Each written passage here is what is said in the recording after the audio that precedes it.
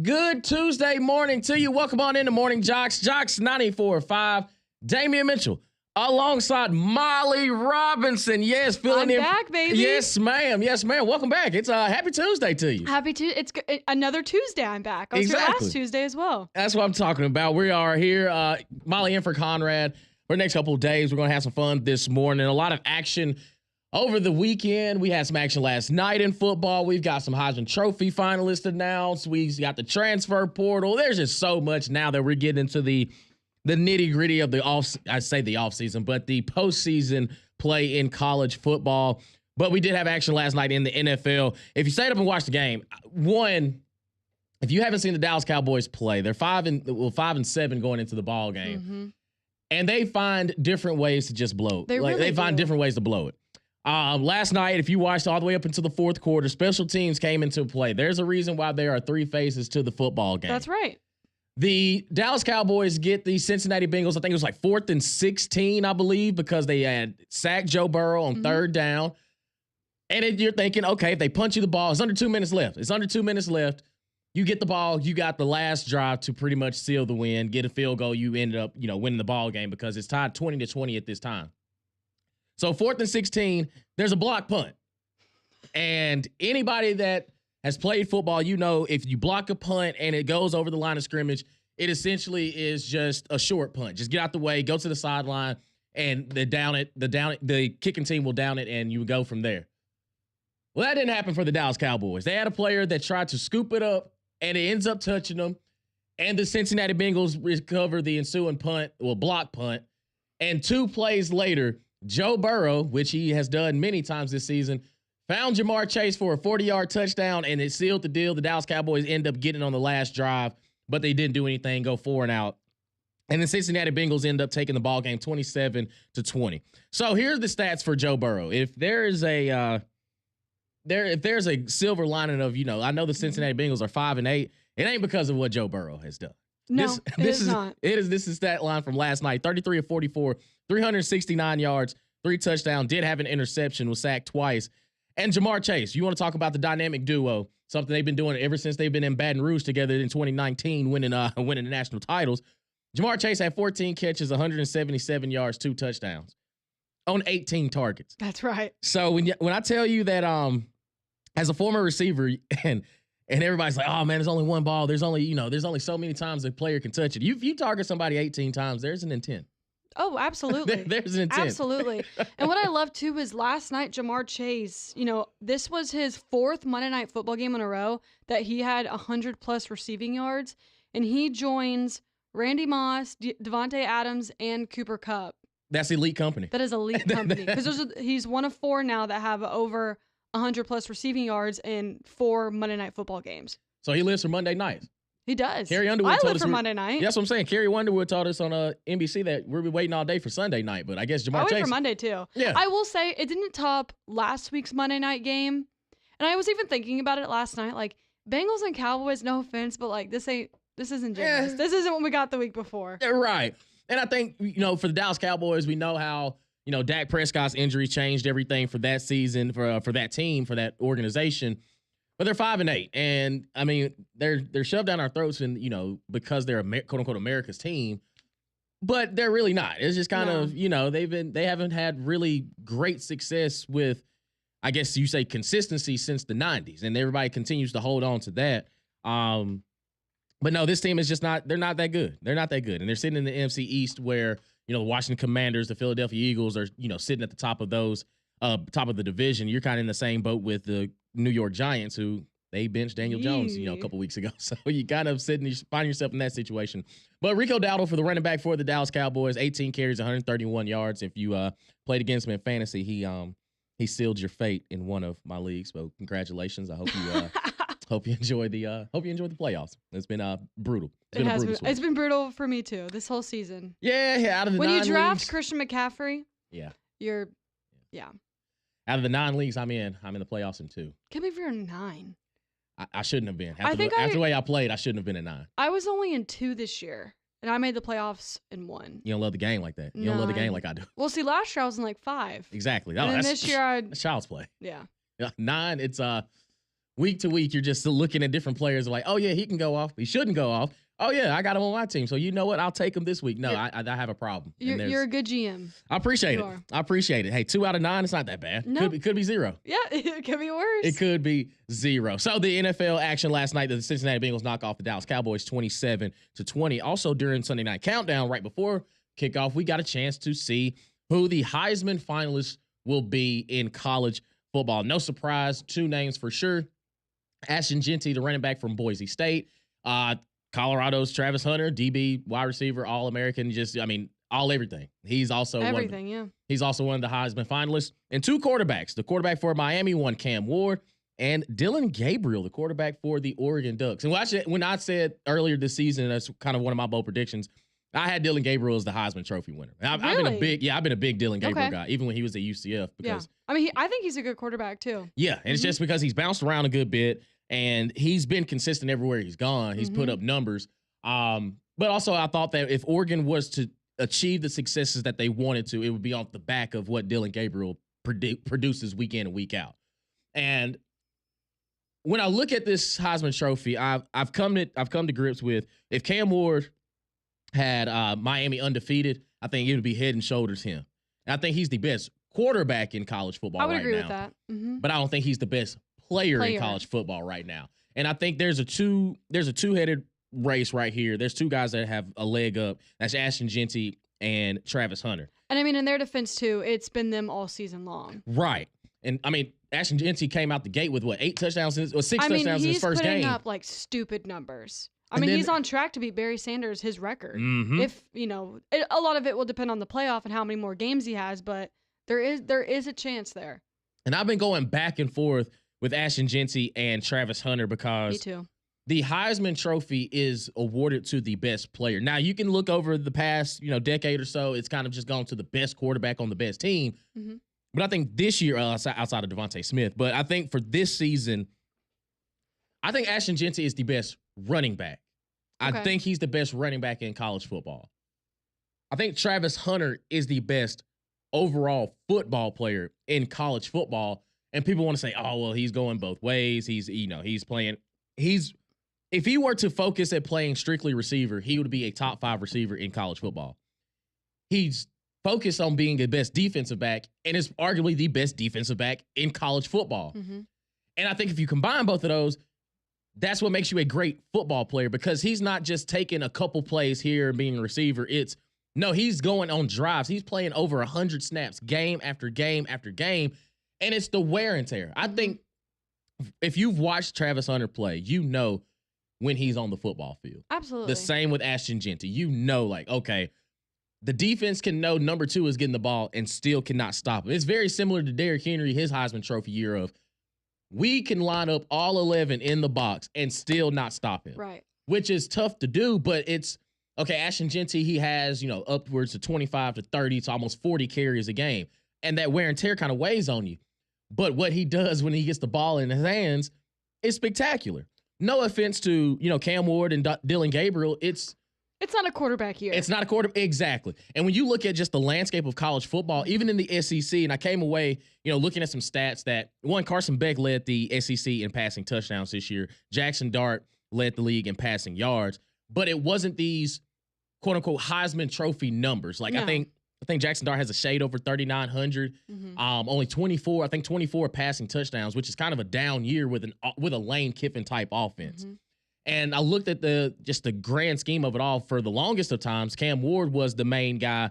He led the league. He was leading the league in passing touchdowns, passing yards, passing efficiency, completion percentage, all of that. And then towards the end of the season, it started to dwindle away. But this season as a whole, the quarterback position, I think, took a step back. When you look at even Jalen Milroe, and I thought that with Kalen DeBoer coming in, because of what he was able to do with Michael Penix Jr., Jalen regressed. And I look at, the Garrett Nussmeyers of the world. If anything, the only quarterback, and it's crazy to say that, I'm about to say this, but the only quarterback I think took a step up, even though it was already at the bottom, Peyton Thorne at Auburn. And it's funny you mentioned that, because when the Heisman voting did come out eventually, and we got the 4 names, I guess it just dawned on me that we don't have an SEC player in the Heisman. Like, that just hit me. And that's a good point you bring up. I don't really know from the SEC you would even consider in that Heisman race. Nope. And I was going to ask you, do you think anyone, in your opinion, might have been quote unquote snubbed of a final spot? Because I don't think so. Mm-mm. I think when you look, like you said, the landscape of college football and the 4 athletes that we got, I don't really know. I mean, and the reason why I asked that, because a lot of people last night were saying, oh, well, what about Shadur? Or even what about the Arizona State quarterback? But it's like, I don't really know if I would put them up against Dylan Gabriel or Cam Ward or Genty or even Travis Hunter. I think I would say Dylan Sampson would have a discussion if Ashton Genty wasn't having the season he was having. Okay. Because and I can see that. Right. And Yeah. I think Dylan Sampson he could be in the argument. Mm-hmm. But I don't know, because Ashton Genty has just been, he's blowing everybody out of the water. Right. It ain't even close. It's not exactly. Yeah. Like he's the nation's leading rusher with 2,497 yards, 29 touchdowns. And Dylan Sampson's at 1,485 with 22 touchdowns. Like, he has 1,000 yards more Very different than Dylan Sampson in the same amount of games. That's crazy. And that's the thing about Ashton Genty. I get at the competition level he's going against in the Mountain West. But if you really watch how he runs the ball, he's fluid, he's fast, he runs hard. And it's just, if there was a running back to win it, it would be him. Absolutely. And he's averaging 7.3 yards per carry, 344 attempts all season long. I just look at it from this perspective. It's when I turn the TV on, who am I wanting to see play football? And the two names that pop up are Ashton Genty and Travis Hunter, because Travis Hunter, again, he's playing defensive back, he's playing corner, and quarterbacks don't even look his way at times. Right. That's the definition of a lockdown guy, and that's exactly who he is. And then he's also flipping it over to the offensive side, where he's the main guy in some of these routes. Like, he's the first read in all these things. And I think that talks about the conditioning that he's in to have done it all 13, 14 games season long and not miss any snaps. And when I look at him, he's just a great football player. And I think the Heisman Trophy should be awarded to the best football player, not the best quarterback, not the best running back. It's when you turn on the TV, who is the most deserving of the highest honor of being the best player this season? And I think it's just a two-man race. And I think it's kind of a formality thing that Cam Ward and Dylan Gabriel there. It's okay, well, it probably ain't gonna be us, but we appreciate it. We're there. Exactly. Like, we're sitting there on the, in New York. Like, oh, hey, thank y'all. So what I'm imagining on Saturday, next Saturday when they have the ceremony, it's all right, well, we have Dylan Gabriel here, and glad you're here. He's gonna be sitting there like, welcome. Glad to be here. So, because he knows that, I think that Ashton Genty and Travis Hunter is between those two. And I think it's a day-by-day discussion too between those two guys. And I think, again, Ashton Genty, you can say that, the quality of competition ain't that high, but if you watch the man play, he's legit. He's toting that thing. So we'll continue the conversation on the other side. Also take a look at the transfer portal, coaching changes in college football, because now we're hitting that point in the season. If your season's over or you're just getting ready for a bowl game, you've got some guys that have hit the transfer portal. You've got some coaching changes all over the board. We can take a look at those. Continue to get your reaction. 205-834-9450. Do you think it's really literally just between Travis Hunter and Ashton Genty for the Heisman Trophy? All that and more when we return here on Morning JOX and JOX 94.5.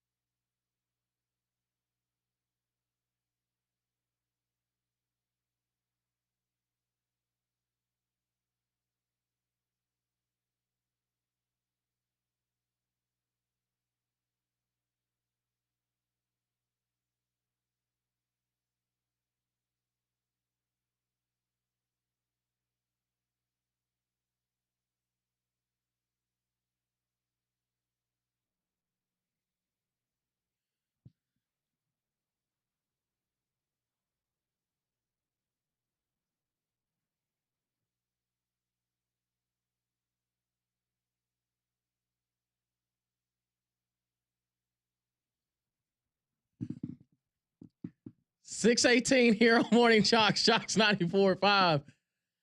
I can honestly say that might be the first time I've heard Tory Lanez on this radio station. I like this song. I was a big Tory Lanez guy for a while, and then he had some issues. Yeah, he's got He had some issues with somebody that I tend to care about. Shout out Meg Thee Stallion. We rocking with Meg out here. Welcome into Morning JOX, JOX 94.5. David Mitchell alongside Molly Robinson, Conrad Van Order out for a couple days, having some fun here this morning as we kind of just look over the landscape of college football now with the season, the regular season being over, have bowl games to announce. Bowl games have been announced. We've got the college football playoff, the 12 teams that have been in there, and also the transfer portal. And it's an every single day thing. Names are hopping into the portal. Names are hopping out of the portal. Just kind of looking here locally, Auburn had some guys hit the transfer portal the past couple days. Wide receiver Camden Brown, safety Caleb Wooden, receiver Caleb Burton, Hank Brown, also Antonio Kite, who will be bouncing around too. And then when you look at some of the names nationally, it's puzzling to me. And I'm starting to get like at this point with these guys, they're starting to miss the big picture of it all. Now TJ Finley hit the transfer portal again. This will be his fourth. Every school he lands to will be his fifth school in 5 years. LSU to Auburn, from Auburn to Texas State to Western Kentucky, and now. Who do you think will take him? At this point, there's no commitment. I wouldn't want him. I'm like, bro, right. At some point you have to realize it ain't the location of the school anymore. It's five schools in 5 years. That's alarming. Tyler Van Dyke, a guy that's going into, I think, his 6th year of eligibility. He's hitting the transfer portal, leaving Wisconsin after he was at Miami early on. Connor Wigman hitting the transfer portal from Texas A&M. The thing is, I guess I've reached this point in my life where I'm starting to turn into the old man. At some point you have to look yourself in the mirror and realize it's not the school's fault. It's not the school. It's not the location's fault. You make these decisions. And I think a lot of these guys are getting bad intel. They're having some people in their circle like, oh, man, if you go such and such, you'll get this bag, man. How about you just be where your feet are at times? Just kind of soak it all in. TJ Finley, at this point, this will be your 5th school. Why not take a chance and say, I'm ready for the league? Or the spring leagues. You got the UFL. You still can be a professional football player. But I don't understand why all these guys are continuously putting their name in the portal, thinking that, the grass is always greener on the other side, because to be honest, it's not. It's not. No. It's not. There's a reason why you're going to another school after all these years, and you didn't have success at LSU, which, to be honest, you probably would have stayed. I mean, I know Jaden Daniels ended up coming, but who knows how your story could have been in LSU. Mm-hmm. I understand with Brian Harsin at Auburn, it just wasn't a great marriage. Texas State, you took them to, I think, their bowl game a couple years ago. You transferred to Western Kentucky, where I know you probably want to throw the ball all over the yard, but you end up getting benched. And at some point, it has to click. Like, you know what? Maybe I'm just not as good as I thought I was. And I know it's tough for young men at that age, 22, 23, when everything's been given to you, handed to you, you've been on top of the world. But at some point, it has to click. Like, you know what? Maybe just college football ain't for me. Right. And he's not the only one. Malik Murphy, quarterback for Duke. Duke's getting ready for a bowl game against Ole Miss. Potential 10-win season for Duke. He's in the transfer portal. Mm-hmm. This would be his 3rd school after transferring from Texas last season. Now on to Duke, and now he's hitting the transfer portal from Duke, and there's no telling where he may be. And I don't know. I don't know. And it's frustrating because I think the older I get, the more I'm just like, man, at some point you have to stick this stuff out. And think about these teams that are getting ready for bowl games and, potential college football playoff teams, and just how much buy-in do you have from these guys? And I get it. It's the landscape of the game, but it's still just frustrating to see. It's very frustrating. But no, that's a good point. I mean, it's kind of just the day and age of college football. I mean, college football is basically like a free agency now. Yep. I mean, coaches have been saying it, how they really have to re-recruit all of their players every year. And, oftentimes you think you might have someone, and then, boom, all of a sudden they find a better deal somewhere else. And like you said, they think the grass is greener, but a lot of the times it isn't. It isn't, man. It's not. And I think that these guys, they have to look themselves in the mirror of just realistically seeing where they are. And I get it. Some of these guys that are FCS players or, group of 5 players think that, hey, I put up X amount of numbers, maybe I can get a P4 spot. And, that's not always promised. That's not always promised. And playing time is earned, not given. And that's the biggest thing I think these guys have to understand. Playing time is not given, it is earned. Because no matter what these coaches tell you, as far as like you're re-recruiting these guys, it's exactly, you may have a chance to potentially be a starter here, but who knows? Georgia Tech wide receiver Eric Singleton Jr. He's currently listed as the number 1 player in the transfer portal. He's set to visit Ole Miss, Georgia, and Auburn this week, so could be a potentially big get. And when you look at just the landscape of college football, look at Caleb Williams, look at the past 2 Heisman Trophy winners, both transfers, Jaden Daniels and Caleb Williams. Yeah. And both of those guys left their respective schools, ended up going and having, career years at the place where they won the Heisman, with Caleb Williams winning at USC and with Jaden Daniels winning at LSU. And I just think that they just have to read the room. And it's just, especially for guys like a TJ Finley, it's, okay, you're a quarterback. You've gone through 5 systems in 5 years. There's only so much information you're able to retain, and there's only so much you can do on the football field that we've seen enough tape on you, dog. We know exactly who you are. Doesn't matter where you go. Yeah, I don't think, a change of location or change of scenery is not going to change what TJ Finley brings at the quarterback position. No, and I agree. But, I just think there have to be some sort of guidelines, because there's no reason why TJ Finley should be in the transfer portal for the 5th time. For the 5th time, exactly. There have to be some sort of rules. And you look at, Louisiana Monroe, losing their running back. He hit the transfer portal, freshman running back earlier. And now General Booty, the quarterback who started at Oklahoma. So this is going to be his third school. In 3 years. Wonder where he'll go. Ain't no telling. There's no telling. And again, even Connor Wigman, I understand that, maybe Texas A&M is saying, we're rocking with Marcel Reed moving forward. So I can understand that's a business decision. You got to do what's best for you. But I think that I just think these guys have to figure it out.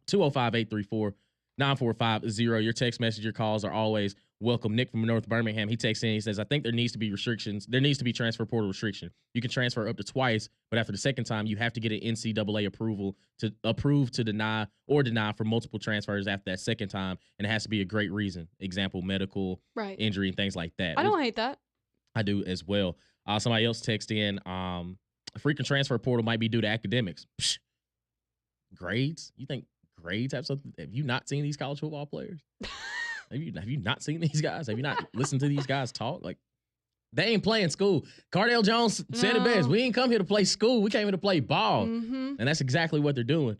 Somebody else takes in, now you know why Saban decided to hang it up a little earlier than we thought he would. And to the portal, no commitment, and having to re-recruit your players every year. I'm telling you, man, roster management, it's insane, because I don't think these guys truly understand what adversity is, or what it comes to development and staying at a place for more than just a season. Because I know I say it every year. Like, I remember when I came in as a freshman, I wasn't ready. I think mentally I was like, oh man, why am I not playing? Then I kind of look at, some of the receivers that were ahead of me and how they're running the routes. It's like, okay, I'm not there yet. I'm not polished. And I think the year after year after year, I continue to get better, continue to get stronger, continue to get faster. And at some point, it clicked. Once I got in there as a sophomore, I never looked back. And I continue to get better. How do I stay on the field and make plays? But I think these guys are starting to lose that sense of, like, you kind of have it good where you're at. Right. So why would you want to not necessarily test your luck? But I mean, for TJ Finley, you had one of your best career. You had career numbers at Texas State. You're looking good. Then you transfer to Western Kentucky and you get benched, and it's, sorry, buddy. Like, yeah. You kind of put yourself in this position. You could have been at Texas State continuing on your college career, but there's this transfer portal cycle we will continue to see, because it opens up in the spring again once after spring games and stuff have concluded. So it's going to be an ever changing landscape, but we'll be interested in seeing, monitoring all these things and kind of looking at where it goes from there. Also, some coaching news, and I didn't get your reaction, at least on air, about Scott Frost making the jump back to UCF as the head coach for the for the Golden Knights? I think myself and a lot of other Nebraska fans kind of have the same sentiment that we're happy for the guy. And, it sucked that it didn't work out at Nebraska. My only question with going back to UCF is a lot not every time, but sometimes a homecoming doesn't always work out. Mm-hmm. And it's different, I guess technically Frost going back to Nebraska was a homecoming because, he played there. He won us a national championship. But this is a place you've already coached again. And again, this is no offense to Scott Frost and UCF, but UCF is a much different program now than what it was in 2017 when he left. Mm-hmm. So I'm curious as to how that transition back will be. And again, like I said, I know I like to, excuse me, kind of make fun of the onside kick in Ireland and whatnot, but truly, I wish him nothing for the best, nothing but success. Mm-hmm. I think he deserves it, but I don't know. I don't know how. Again, UCF is just so different now than what it was when he left. So. Yeah, and also, he doesn't have one of the greatest offensive coordinators to ever, do it. He does not have Heupel. He does not. He does not, who I can attribute a lot Sometimes of I forget he was the OC. Oh, I remember. I'm sure you do. You're a Heupel disciple. Heupel disciple. I remember it fondly. And who ended up coaching, who ended up playing the quarterback after Scott Frost left, right? Dylan Gabriel. I was about to say, yeah, it was Gabriel. That's how long he's been in college football. That's how long he's been in college football.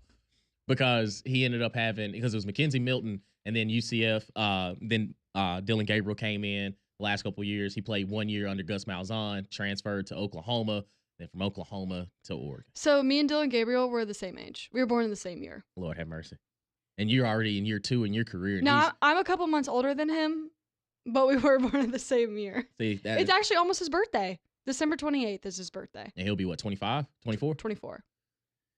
Still playing college ball. And he's still playing grown college. Man. That's like Cam Rising at Utah. Yeah, he's 37. He's been there for like 8 years. He's somewhere. I think me and him, we played high school against each other because he has to be at least 32 years old, still playing college football. But it's crazy. We'll continue the conversation on the other side. Continue looking at transfer portal, Heisman Trophy. Get your text messages, your calls, 205-834-9450. Keep it locked right here on Morning JOX and JOX 945.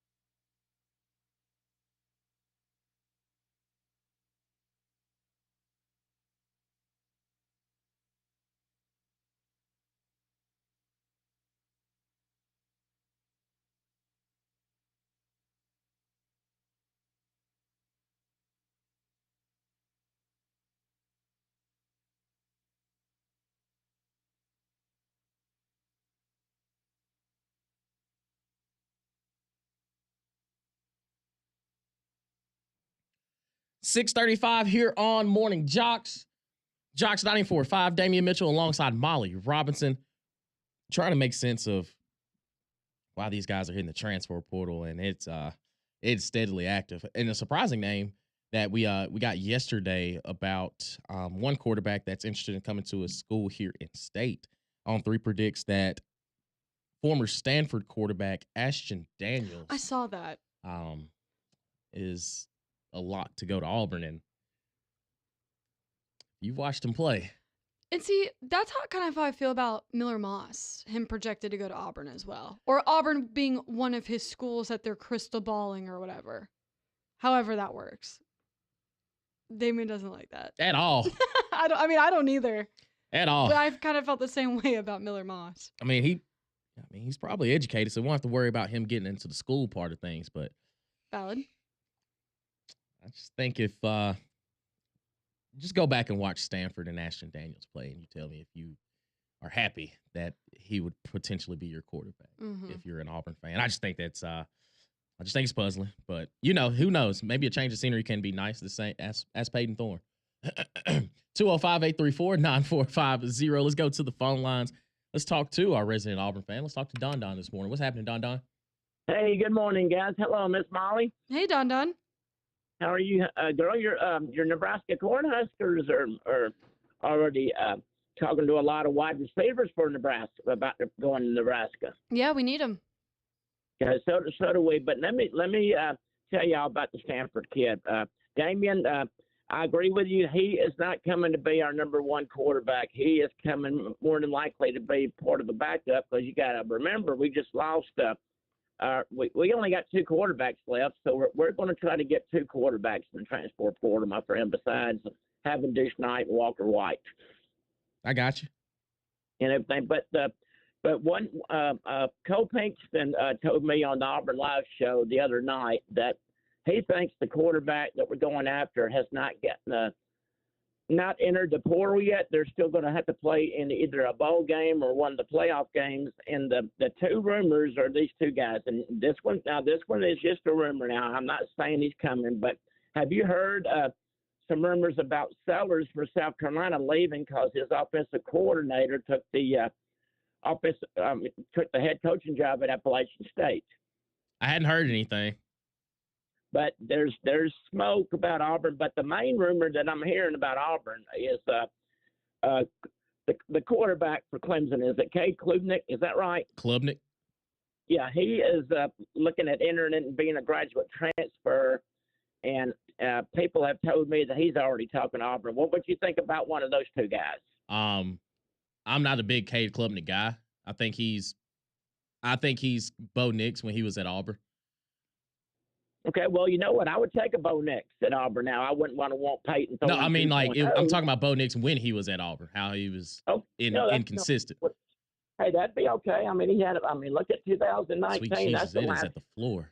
Yeah, no, 2019 is the last decent year I had.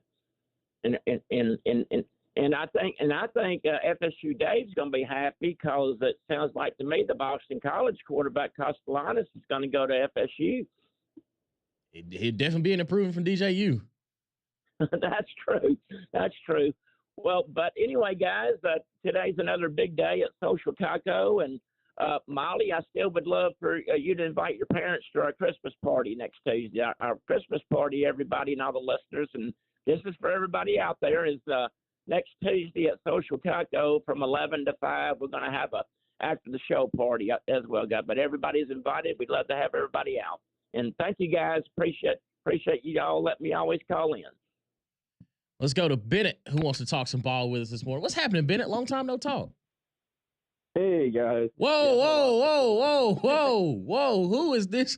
Who is this man talking on the phone right now? This the same Bennett that used to call in last year? It is. It's been over a year since I started. It was back in like October. I think it's in October when I started calling in. I haven't called in. What's happening, my buddy?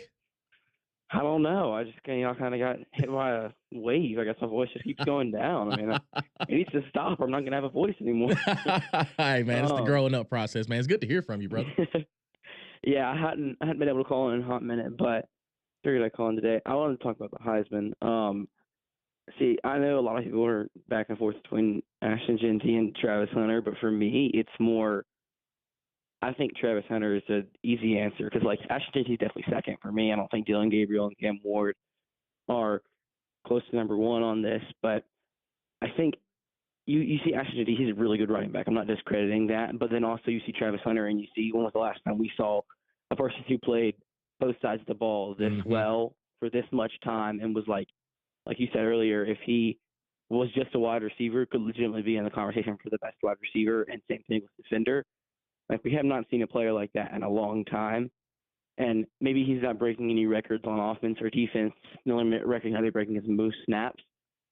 And even though he's not breaking any records, I mean, I think he has like 10 touchdowns and like 11 interceptions or something like that. And maybe that like a couple weeks ago I saw something about it. But like, that's just an incredible stat for someone. And like I said, not discrediting Genty, but I just think, in my opinion, Travis Hunter is 100% the best player in college football if you're going by that.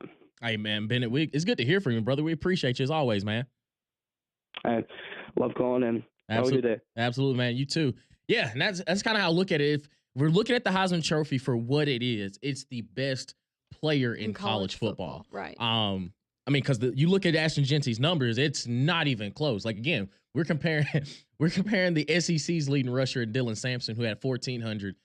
Ashton Genty has 1,000 more yards than him in the same amount of games, which is kind of cool. It's also surprising to see just how dominant he has been, but he is the workhorse. He is the workload for Boise State, and it's the reason why they find themselves in the college football playoff is because of what Ashton Genty does. And to his point about Travis Hunter, I agree, man. It's the fact that it's one thing if he were to waver off of being a defensive back because he's playing so many wide receiver snaps, but on both sides of the ball, he's making an impact. And that's tough to do in the high level college football. That's almost unheard of. And I think that when we look at the best player in college football is awarded the Heisman. So I mean, I agree. My gut tells me it'll be Travis Hunter. Me too. Like I kind of everybody's so caught up in the numbers of what Boise State running back Ashton Genty does. But if we're just looking at just what his impact is on the football field on both sides of the ball, I think it's hard for me to have an argument against Travis Hunter. Let's go to Allen in T-Town. Wants to talk some ball with us. What's happening, Allen?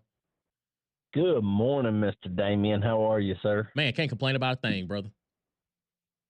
Hey, so I told Molly, I mean, pardon me if I shouldn't say this, but holy piss is Auburn living off of Bama's defeat. Yesterday, 808 calls and says it's great to be an Auburn Tiger simply because Alabama didn't make the playoffs. And now Don says he would take a Bo Nix. See, I'm telling you. Not an Oregon Bo Nix, but a Bo Nix at Auburn? That's what I said. I was like, man, it must be on the floor. Like the standard must be at the bottom of the floor, below the floor. Bro, when is the last time Auburn had a winning season? Was it Bo Nix in 2019? Yeah, Gus Malzahn was the head coach. I mean, I've never seen it. It just blows my mind, the calls that the Auburn Tiger fans are making, and I can't blame you for jumping ship to the garbage pickup orange, brother. Whoa. I'm a Heupel disciple. He just so happens to be the head coach of Tennessee right now. So if Heupel left to go to Auburn, would you be a full-fledged Auburn Tiger? I'll still be a Heupel disciple that changed my shade of orange. Yes. All right, fair enough. I just wanted to aggravate you this morning. That's all. No, it's all good, bro. I'm right there with you. It's okay. Well, because when he said when he said Cade Klubnik, I thought it was just one of the more interesting names of one. Why would you leave Clemson? Yeah, I haven't heard that at all. Yeah, and I'm like, I don't think it would be smart for Cade Klubnik to make that jump. No, it would not. It wouldn't be. Like you kind of got it made out there in Clemson. Even if you do have a chance as a graduate transfer, I think you kind of I wouldn't You're in a good leave. spot. Right. You're in a good spot, but there's no telling. 205-834-9450. We'll continue with your text message, your calls on the other side. Continue to monitor this transfer portal. Also got some coaching changes and some coaching jobs that may be in question moving forward. We'll continue that on the other side. Keep it locked right here on Morning JOX, JOX 94.5.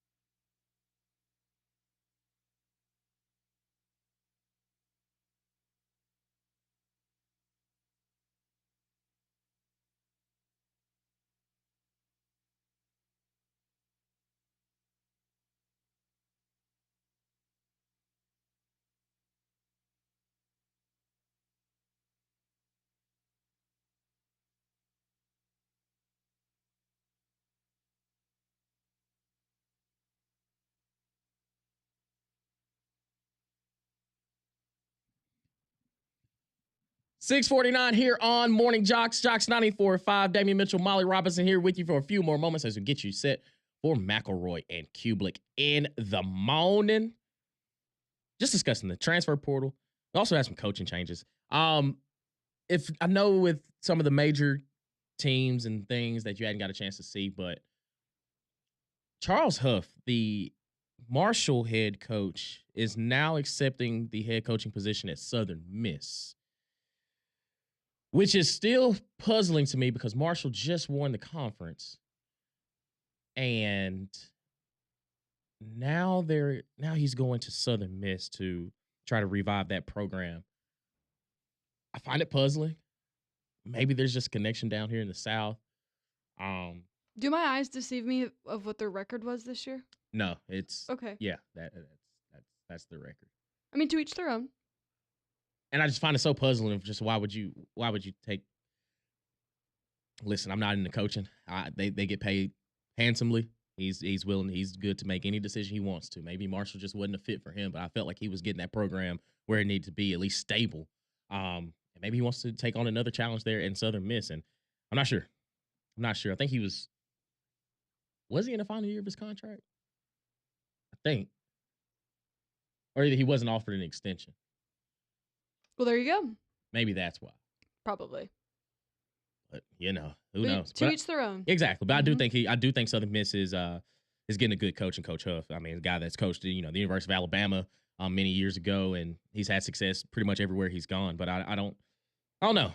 I just find it somebody takes in. They don't call it the Fun Belt for no reason. Fair point. I love it. Will takes in. He says, if Ashton Jeanty doesn't win the Heisman, no other running back will win the Heisman ever again. It's a position that's kind of fallen by the wayside. Mm-hmm. Was Derrick Henry the last? I think so. Yeah. So that was what, 2015? Yeah. Yeah, he was the last running back to win the Heisman Trophy. Mm-hmm. And, I mean, when you look at just how the game has gone since then, we've only had the only time that we had another guy win a Heisman Trophy that wasn't a quarterback was Devontae Smith in 2020. And I think now with this season, I think it's Ashton Jeanty, Travis Hunter, one of those guys will be. Again, I think one of those guys will be the Heisman Trophy winner. No disrespect to Cam Ward or Dylan Gabriel. I just think that this year, when you look at the quarterback position, it's just completely different. Somebody texted in, I think there are several guys who could do what Hunter does, but the true marvel at what Travis Hunter is his work ethic. That's twice as many meetings, film studies, etc., and is not just one as a one position player. Most players these days are too lazy for that. Great point. That is a very good point. I didn't even think about that. Yeah.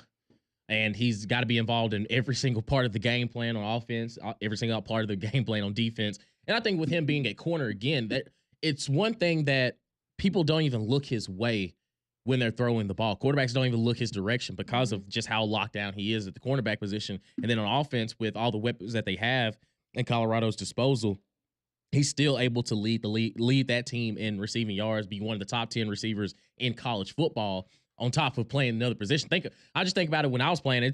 I was never in shape to be on both sides of the ball. I was struggling. Could you have done it, Damian? Not at all. I couldn't have. Not at all. And I'm an asthmatic on top of that. Like, I already couldn't breathe, much less than try to be on the opposite side of the field too. Because I was tired when I went straight from offense to like punt team. And I was just like, thank God I get to go off the field for a little bit.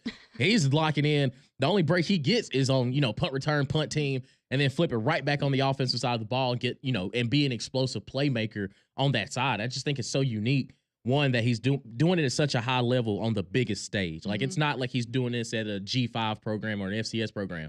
He's doing this in the Big 12. Right. And when you look at some of the offenses and defense that he has to go against, he has to make sure, like you said, to lock in on film and the game plan and things like that. But I think what he's been able to do when the ball is in his hands and what he's able to do against offensive guys on the defense side of the ball is outstanding. And it's going to be something to see when whoever name is called. Continue on the JOX text line 205-834-9450. Somebody texts in and says, what happens if Auburn doesn't get a transformational quarterback in the portal? And we're back at square one. Yeah, pretty much. You're back at square one. And if you didn't find a way to give Jarquez Hunter the ball, I don't know if you're going to be able to, find a way to give, the running backs that they have now coming back the ball as well. I think that's the most important piece, because I do think if you're Hugh Freeze, they hired you for the offensive side of the ball. And in 2 years, you've gotten talent there. Right.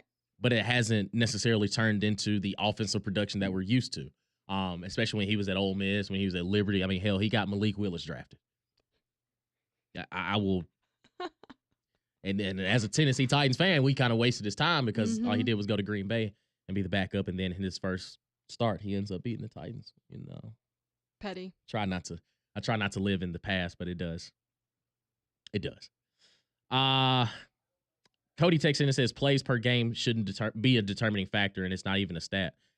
That's an I'm just argument talking- I've seen a lot. I'm talking about the conditioning part of it. It's yeah. okay. He's doing Ashton Gentsy's workload on both sides of the ball. Like he's not coming off the field. And granted, you can say like, oh, anybody should be in shape. I'm telling you, it's different. It's different. Running 16 go routes in a game and then flipping it around and guarding 16 go routes, you are in a different level of shape. Because that is an argument I've seen. Like snap count isn't a stat, but it's still impressive. Yeah. And it's still tough. Listen, man, there's a reason why Charles Woodson was the only defensive guy to have won it Exactly. in all these years. And now we're entering the conversation where Travis Hunter could be a mostly defensive guy playing offense. And we shall see. That's why we love the Heisman Trophy. At least it ain't going to be a quarterback. Mac and Cube in the morning, they're next.